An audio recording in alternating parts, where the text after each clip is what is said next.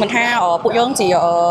មន្ត្រីរាជការឬក៏ជាពលរដ្ឋទេសូម្បីតែក៏សិស្សសាលាក៏ពួកគាត់មកដែរឆ្លងមែនតើគឺដើរដើម្បីសន្តិភាពរយៈចម្ងាយគឺ3គីឡូ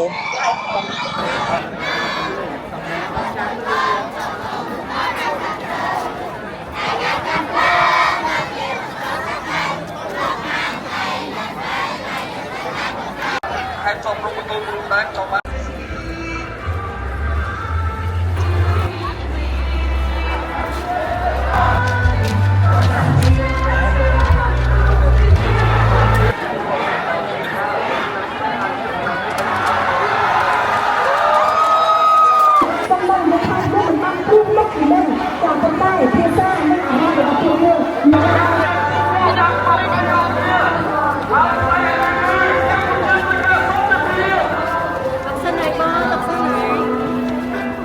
លយកមួយមើលអរគុណបងចែកទឹកហ្វ្រីទៀតណា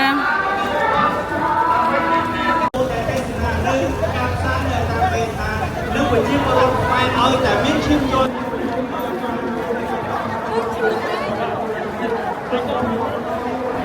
ការថាដើម្បីសន្តិភាពថ្ងៃទី18ខែធ្នូដើរពីសារិត្រីរហូតមកដល់មានឯករាជ្យ